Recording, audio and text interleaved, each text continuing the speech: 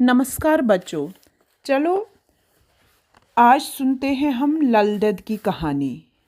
ललदद की कहानी का नाम है मैं और मेरी ललेश्वरी माँ। मैंने ये कहानी लिखी तो अलग शब्दों में है, लेकिन आपको समझाने के लिए थोड़ा सरल भाषा में बोल रही हूँ। ललदद ललेश्वरी माँ, मुझे ऐसा लगता है मैं उनको बहुत जन्मों से जानती हूँ, लेकिन इस जन्म में मेरे मम्मी डैडी ने मुझे ललदद के बारे में कुछ बातें बताई हैं जो मैं आप लोगों को पहले सुनाऊंगी। आप कहानी को सुनना। अगर आपको कहीं पे ना समझ आए तो जब हम कभी मिलेंगे तो आप मेरे से पूछ सकते हो उस दिन।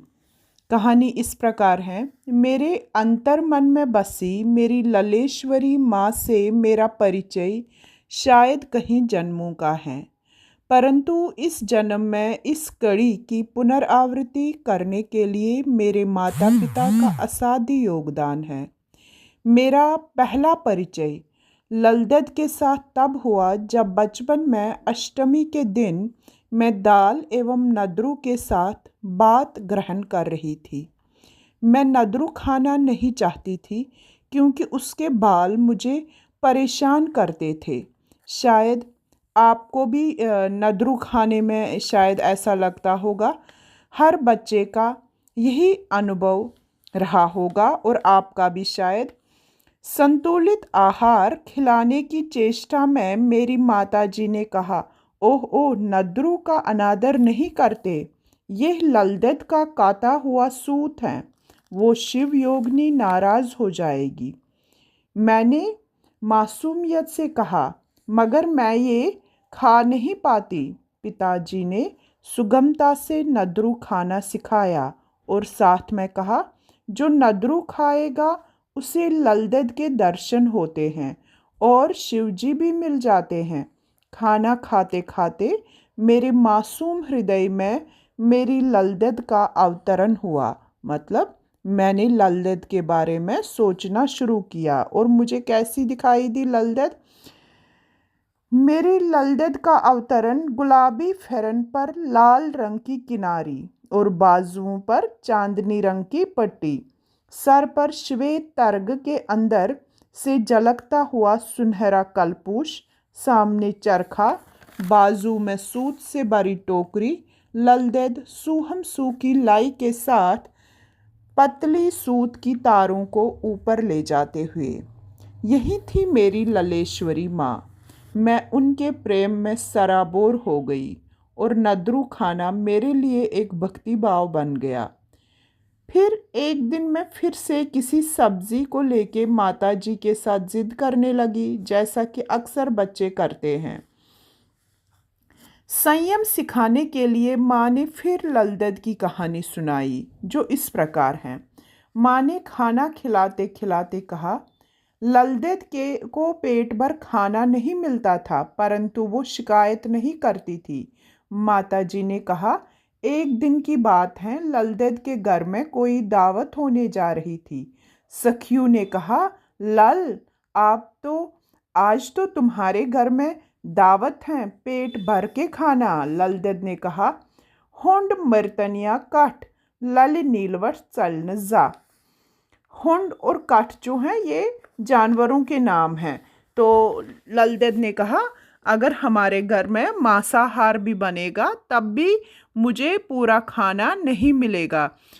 जो ब्राह्मण लोग हैं वो मांस नहीं खाते थे। आप अपने घर में भी सुनते होंगे ये। तो ललदद का कहना था कि जो खाना ब्राह्मणों को पसंद भी नहीं है, अगर वो भी हमारे घर में बनेगा तब भी लोग मेरे को पूरा खाना नहीं देंगे। ये वो समय था जब कश्मीर में इस्लाम का आगमन हुआ था और कुछ नामदार लोगों ने इस्लाम कबूल करने के बाद मांसाहार खाना शुरू किया था। यहाँ ललदद ने मांसाहार को एक कटाक्ष मेटाफर की तरह दर्शाया। इसका मतलब ये नहीं कि ललदद के ससुराल वाले मांसाहारी थे। ललदद का कथन था, अगर घर में मांसाहार भी होगा तो भी लल के बर्तन में रखे सिलबट्टे पर ही थोड़ा सा भोजन परोसा जाएगा। जो ललदेद का बर्तन था उसमें एक सिलबट्टा रखा जाता था और उस सिलबट्टे पर ही उसको थोड़ा सा खाना दिया जाता था। सिलबट्टा इसलिए रखते थे कि देखने वालों को लगेगा कि ललदेद एक भरा हुआ खाने का बर्तन लेके बैठी हैं, लेकिन असली में उसमें नीचे पत्थर और ऊपर थोड़े से चावल डाले जाते थे। मेरे मन में ललदेद सास की सताई हुई एक अबला नारी, परंतु शांत ललेश्वरी माँ के लिए मन दया से भर गया। मैं ललेश्वरी को अच्छा अच्छा खाना खिलाना चाहती थी, परंतु वो मिलेगी कहाँ। मासूमियत से माँ से पूछा, माँ ललदेद कहाँ रहती हैं? माँ ने कहा, वो अब नहीं है, कहीं अंतर्ध्यान हो गई, किसी को पता नहीं कहा। माँ ने कहा, वो शिव योगिनी थी जो शिव के साथ ही गई होगी। मैं लल्लेश्वरी माँ को ढूंढने में तत्पर थी। मैंने फिर से कहा, पूरी कहानी बताओ ना माँ। माँ ने कहा, ललदेद का जन्म श्रीनगर के पास एक कश्मीरी पंडित परिवार में हुआ।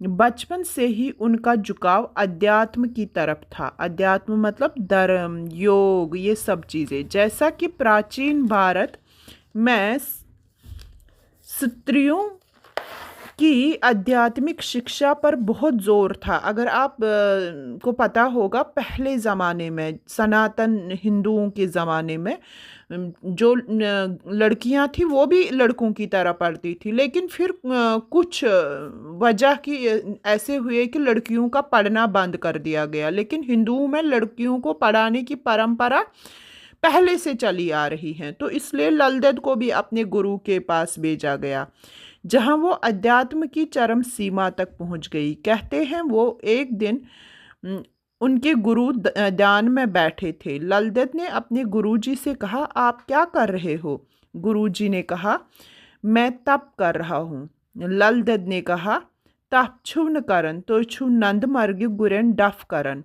ललदेद का कहना था, आप ध्यान में तो बैठे हो, लेकिन आपका ध्यान आपके घोड़ों की तरफ है, आप अपने घोड़ों की गिनती कर रहे हो। गुरुजी ये सुन के बहुत खुश हुए, क्योंकि वास्तव में गुरुजी अपने घोड़ों के बारे में ही सोच रहे थे। तो गुरुजी ने कहा, ललदेद फिर आप ही बताओ ना, तप कैसे किया जाता है? ललदेद ने कहा, ठीक है। ललदेद ने 2 मिट्टी के बर्तन लाए। शायद बच्चों आपने देखे होंगे टर्क, जिसको हम बोलते हैं शादियों वगैरह में, आज भी कहानियथर में हम यूज़ करते हैं। तो वो 2 टर्क लाए, एक में वो बैठी और एक को अपने सर पे रखा। तो जैसे जैसे चंद्रमा घटता है वैसे वैसे ललदेद का आकार भी घटने लगा, और अमावस्या के दिन टर्क में कुछ भी नहीं था, वो बंद हो गए, एक बॉक्स की तरह बंद हो गए वो। और जब पूर्णमासी आई तो ललदेद पूरे अपने आकार में वापस आ गई। जब गुरुजी ने ये देखा तो गुरुजी ने कहा, लल तुम धन्य हो, तुम मेरे से कहीं आगे निकल गई हो। लल मेरे लिए एक शक्ति स्वरूपा ललेश्वरी माँ बन गई। मैं भी ललदेद बनूं? मैंने माँ से कहा। माँ अचानक घबरा गई और कहा, नहीं, उन्होंने बहुत कष्ट उठाए हैं। उनकी सास और पति उन्हें बहुत तंग किया करते थे।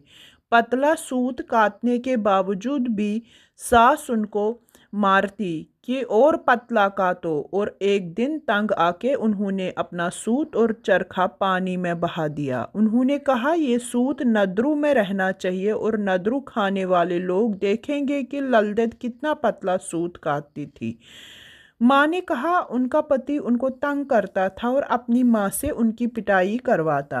कहते हैं एक दिन ललदेद पानी ला रही थी, पति ने मटका तोड़ दिया कि घर में मार पड़ेगी। मटका तो टूट गया, लेकिन पानी जूं का त्यों कंधे पर रहा। ललदेद घर गई और पानी हर बर्तन में भरा। बचा हुआ पानी बाहर एक जगह फेंक दिया, जहां एक झील बन गई। उस झील को आज भी ललत्राग के नाम से लोग जानते हैं, और आज भी उस झील में पानी है। उसी दिन ललदेद ने गृहस्थ जीवन का त्याग किया, क्योंकि अब उनके ससुराल वालों को एवं पति को उनकी आध्यात्मिक शक्ति का आभास हुआ था, लेकिन लल निकल चुकी थी। मेरे मन में सन्यासी लल का चित्र उजागर हुआ, जिसने घर छोड़ दिया था, जो फेरन पहने खुली जटा के साथ विचरण करने लगी। बड़ी होके लल को जानने की उत्सुकता हुई और मैं उनके वाक पढ़ने लगी। कुछ वाक जो मुझे छू गए इस प्रकार हैं। खन खन करान कुन्नो वातक नखन गछक अहंकारी सोमुई खमाल सोमुई रोजक स्वामी खन मुचरन बरनन तारी। बच्चों, अगर आप ये वाक समझोगे, बहुत अच्छा वाक है। ये हमें भगवान जी की तरफ भी ले जाता है, लेकिन ये हमें दूसरी तरफ से बैलेंस्ड डाइट के बारे में बोलता है। मैं लल को शिव योगिनी के साथ साथ एक वैद्य की तरह भी देखने लगी, जो संतुलित आहार की बात करती हैं। संतुलित आहार मतलब रोग मुक्त जीवन। संतुलित आहार, शिव की ओर एक कदम। एक और वाक है लल देद का, तल छी जुस्त पेछुक नचान वन संभाल कौन पचान छुक। इसका मतलब है कि आप मस्ती में नाच रहे हो, लेकिन आपके नीचे जो ज़मीन है उसके नीचे एक घड़ा है। तो ये जब मैंने ये वाक पढ़ा तो मुझे बहुत अच्छा लगा ये वाक। मुझे ऐसा लगा कि जैसे लल देद को पूरी ज्योग्राफी आती थी। उनको ऐसा लग रहा था कि अर्थ जो ऊपर क्रस्ट है और नीचे उसके मेंटल और कोर बिल्कुल एक फ्लूइड फॉर्म में अर्थ है, ऐसा मुझे लगा। मैंने इस तरह से इस वाक को समझा।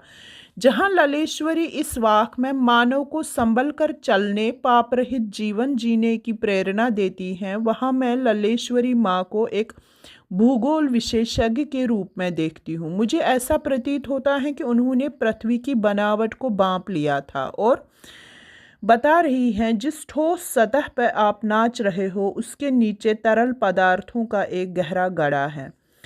ललेश्वरी माँ भौतिक से सूक्ष्म की चरम सीमा पर पहुंच गई थी। वो सुगुण से निर्गुण की ओर जा पहुंची।